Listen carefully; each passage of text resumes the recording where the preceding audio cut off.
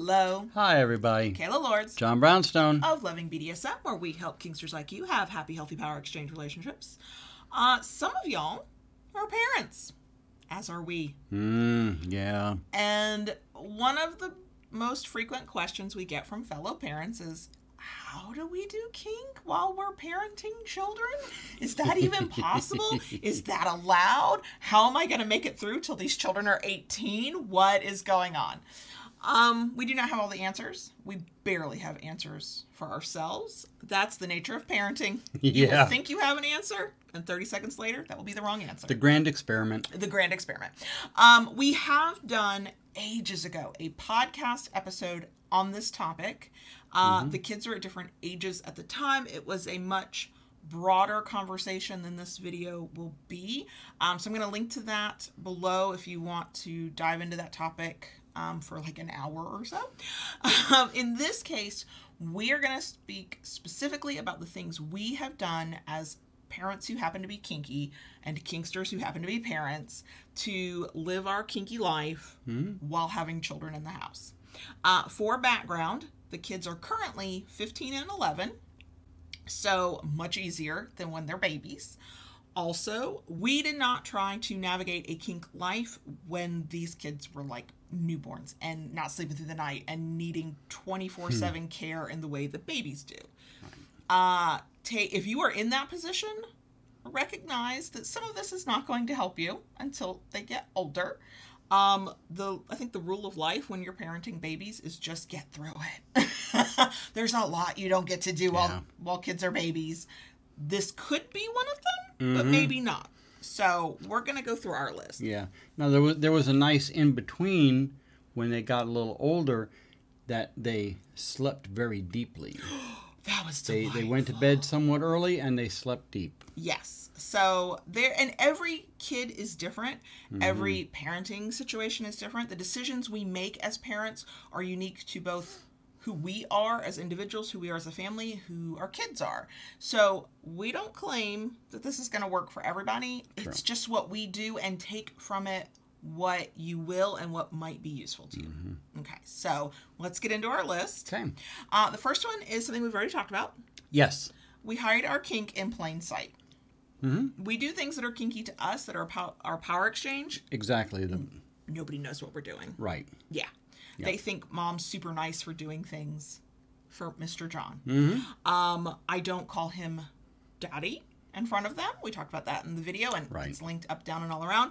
But I do call him Mr. John because that's what the kids call him. So we have, I feel like, gotten really comfortable with the art of very subtle power exchange. Yeah. Things that only mean something to us. Because as far as the power exchange, the rules are whatever our rules are. And they are such that, you know, with the kids, they fly under the radar. Yeah. And I'm going to say this in a minute about something very specific, but in general, our kids aren't paying that much attention. Especially at their age now, they really only care about themselves. Yeah. What mom is doing and why Mr. John said that is not on their radar most of the time. Right. Doesn't mean they don't ask questions, and we're going to get to that. But yeah, no, it's not something that they're super fascinated with. But that leads to the second point, which is when they do ask questions, because kids will, our philosophy has always been to answer them in simple ways. My example is somebody who wears a collar that looks like maybe a heavy chain with a padlock on it. Like, it doesn't look like a, quote, regular necklace. Right. If you have inquisitive kids, or if it's something new that you're doing that you hadn't done before, yeah, they might ask, why are you wearing that? Yeah. I know that sometimes the tendency among kinksters is, because this is your identity, is just like, explain yourself. No. Right. Yeah. No. And you have to go with the fact, too, that what we've always tried to do early on, we've always tried to keep it age appropriate. Yes, our answers are simple and age appropriate. So even now, with the kids being 15 and 11, if they were to ask why I always wear this same necklace every day, my answer is because I like it, because I want to, because Mr. John gave it to me. And I don't tell them any more than that. Does that mean that they won't press and ask more questions? Sure. I think that's a good time to start establishing boundaries with kids and teaching them that just because you have a question about something, even with a parent, doesn't mean you automatically get the most in-depth answer. It is okay, in my opinion, to say, I've given you the answer I'm going to give you. I don't have anything else to say about this. That is a lot easier when they're older. The 3-year-old why thing, that's one of your first tests of patience as parents. Yes. And I always found that with my kids, because of their personality, I could either redirect them or I could just say the same answer a couple of times, or I'd make it a silly game and the answers would get more nonsensical. But truly, my toddlers were not paying attention to what mommy was wearing. They just weren't. So it was less likely to have a question at that age than it is now when they're teenagers and tweens and all of that. But yeah, we keep it really simple. We don't go into any more detail than we feel is appropriate. And I know there are some parents who are fully out to their kids, and that's a choice you get to make. Our kids have an understanding that we have a relationship that is not, quote, standard. It's not part of cultural norms around here, but they don't know much more than that because we haven't told them. The next thing on our list, and this will not be true for every child, and it will not be true for every age range. Yes. It has helped us out a few times. It's worked in our favor, yes. And that is that they're not paying as much attention as you think they are. And if you don't make something a big deal, they might not either. Let me give you an example, too. The first time, the oldest was like, Mom, can I use your bathroom? And I sent him into our bedroom and forgot there was a dildo on the sink drying after it had been cleaned. He might have seen it. He did not come rushing out. Yeah, no, mouth he didn't. agape, gasping, what is this? I didn't say anything. He didn't say anything. Now, we do have the relationship that you can ask anything. If he had a question, I would have answered it. But I don't even think he saw it. We were joking ages later once he did understand what a sex toy was, and he had no memory of it. Right. You sent him, I think it was him, it might have been the younger, but you sent one of them into our bedroom to get something, and that's very rare for us. We have a very strong boundary of our room is our room because we're kinky. But I think there was a flogger on the bed. Yeah. They said nothing. That doesn't mean they didn't see it, but it wasn't a big enough deal to them to come out and go, what is this thing? Oh, you mean that leather duster? This one's not in our outlined list, but feel free to make up names for stuff like, oh yeah, that's a leather duster. That's a cleaning thing. That's a, whatever. Yeah, you can do that too. We were very fortunate that the kids we left stuff out accidentally in spaces that are ours where we can leave those things out, and we didn't freak out. They didn't freak out. Nobody really asked. If they had asked, the answer would have been age appropriate. I have been telling the kids for years about things that are adult in nature, that certain things exist.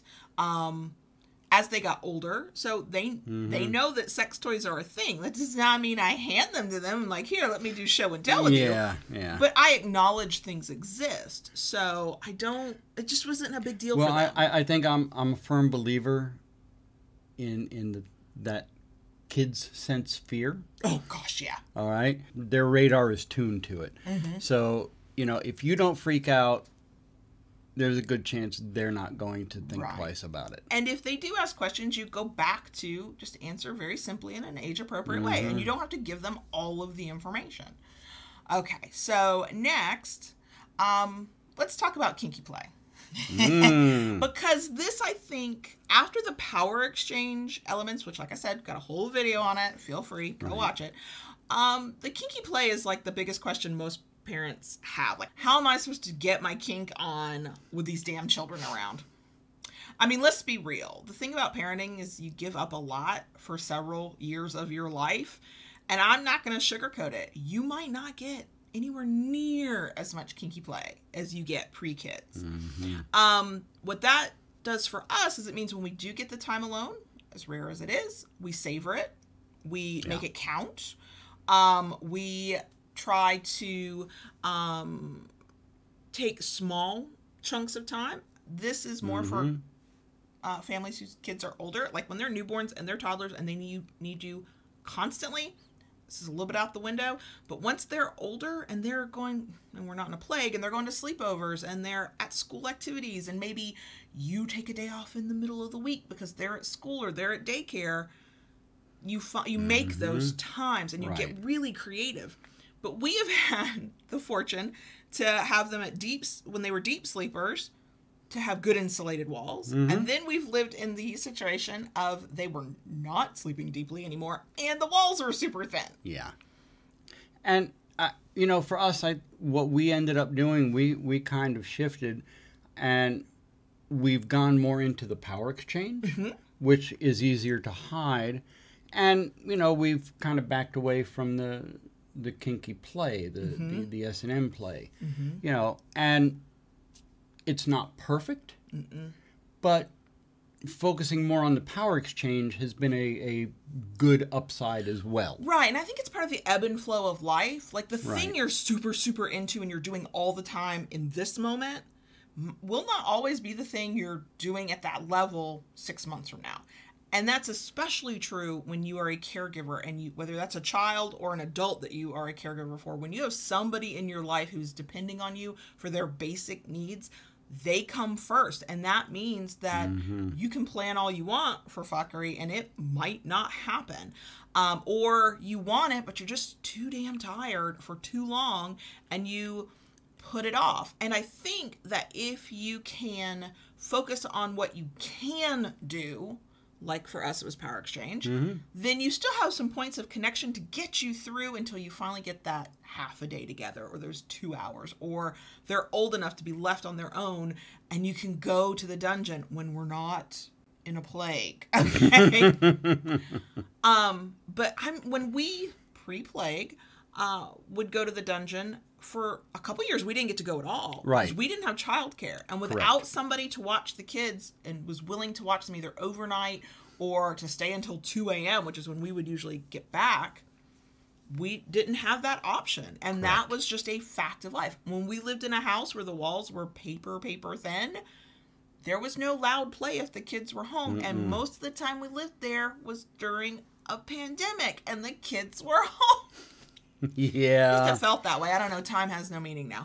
But, it does mean that sacrifices get made when you're a parent. And sometimes your fuckery is one of those sacrifices. Prior to the pandemic and the plague outside, we were really good at finding bits and pieces of time. 15 minutes here, an hour there. The kids are gone. We're waiting them out. They do get older.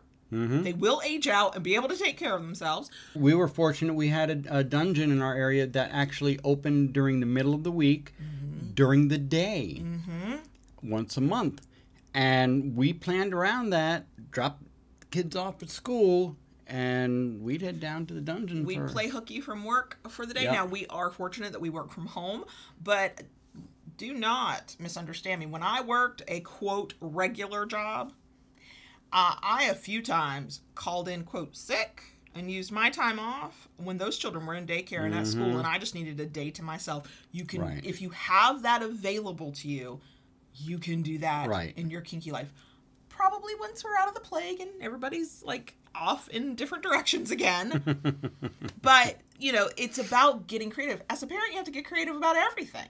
Yeah. I mean, from how you get this child to eat something that's not just beige colored, which is what we went through with ours, to how do I get to experience the things I need in life to be fulfilled outside of parenting. And then one of those things, probably kink. If you're here, I'm assuming it is. And it is absolutely about learning how to be grateful for the small little snatches of time that you can get and finding more subtle ways to get the same thing. Childcare, if you can afford it, or if you have a family member you can lean on.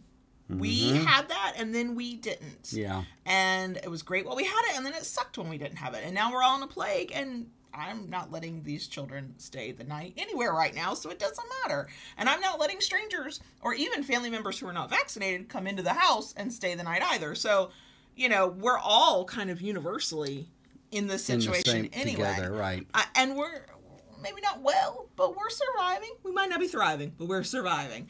So we get through these time periods, and then life changes again, and then you get to make different decisions. One of the big ways that I think being Kinksters has impacted how we raise kids. And it is not at all related to kink, but it is part of the conversations we have with them, I think, are informed by how we view kink. Consent, communication, knowledge.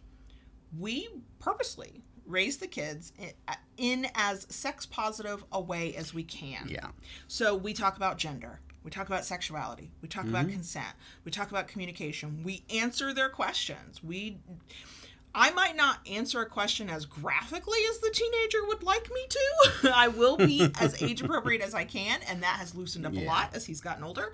But no question is off the table. Right. Consent was one of the earliest things we started working on because, you know, having siblings, there's always a, you know, stop, don't touch me, stop. Touch me, yeah. Get out of my room, leave me alone. Exactly. And we use those instances to talk about consent, you know.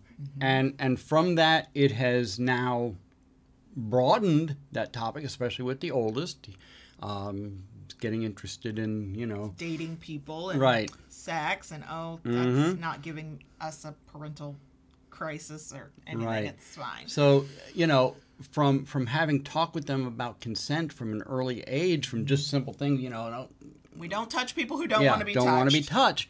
And it's easy now to bring that into other contexts. And we do. And we allowed the youngest, who's 11 now, to listen in on and to be around for many conversations we have with his older brother that were related to sex and relationships and consent. I kept it super, super age appropriate for the youngest person in the room. And sometimes there were topics I did not think the little one, especially when he was still at like 7 or 8, was quite ready for. So those are conversations I would have in private with his older brother. And now that he's at 10, 11 in those ages, I'm bringing up some of those things, and I'm having similar conversations I had with his older brother. And I say it's not that you don't have them, it's that they are very comfortable asking me some of the most awkward questions. Yes. And they will at least stay in the room if I start talking about them. I think their hair would spontaneously combust if you brought it up. I think they would run. Like, kids have different relationships with different parents, and then add into the mix a step parent, and you have to find your way. Yeah. You are really good at talking to them about relationships. Yes. And consent. And then I tend to do the sex, masturbation, identity kind of conversations. And then at the dinner table, where many of these conversations we're chiming in together. Yeah. We have some interesting dinner conversations. Oh, yes. We talk about politics. We talk about sex. And sometimes we talk about sex and we never say the word sex. And now that even the 11-year-old, I think, can handle more conversations, when I say graphic, I mean we use a word like sex, or we use a word like masturbation at the dinner table. You do not have to do that. If that's beyond your comfort level, it's okay. I once had a full conversation with the 15-year-old when he was 12 or 13 about not yucking on anybody's yum, and your kink is not my kink, but your kink is okay. Never use the words kink or BDSM. I literally said, people are into all kinds of things, and as long as they're not hurting anybody or violating consent, they get to be into that thing. Oh. And he, the smartass that he is, because he's genetically related to me and raised by both of us, says, oh, so they could be into lampshades? I said, baby, somebody out there is into lampshades. They like to look at them. They like to touch them. I don't know who they are, but I know they're out there. And that is how, when we say age appropriate, that's how you can have these conversations and never say those words that make you uncomfortable. But, you know, there again, too, especially with kids whose dietary requirements are chicken fingers and French fries, beige foods, only beige foods. You know, that's a good way to inconspicuously do the, you know, don't yuck on someone's yum. Exactly. You know, oh, they're eating that food. Well, you know, you may not like that food, but that person really enjoys that food, and that's okay. What I found, I think you would agree, when we have those conversations about very benign topics like food, as they get older, you have to have the specific conversations. In my opinion, you need to have these specific conversations, but it's easier to bring it up because it's not a new concept. Right. It's, with the 15-year-old, I'm more likely to say, some people like certain sex acts that you're not into. And he goes, I know, Mom. Yeah. But The concept is the same, but the focus has shifted. exactly. So we intentionally started this when they were very, very young. The conversations, like I said, have shifted, and they're different from child to child. So if you have multiple children, you probably already know everything you think you knew about the oldest one does not work with the next one. Same thing here. So having the conversations with the oldest, he was very shy at first. He would ask me questions. I would answer them. That would open up the conversation. And it led him to being very comfortable to come out to me with his sexuality and his identity and how he sees it and how he views it, and wonderful.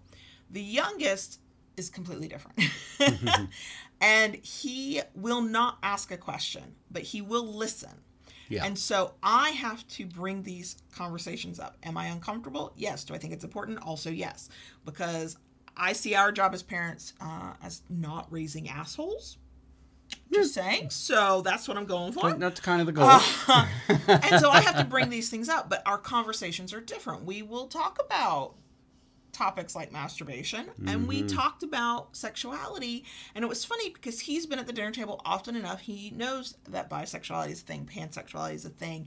He understands that on his level, and I'm the one that used the word asexuality, and I'm sure butchered the explanation for it, but I could see his whole face light up in a, wait, that's a thing? I didn't even know about that, and he actually wanted to know a little bit more. We wouldn't have gotten there if I hadn't been willing to do it. Right. So this could be its own topic. And if you go and listen to the old podcast episode, we did spend a lot of time on this part.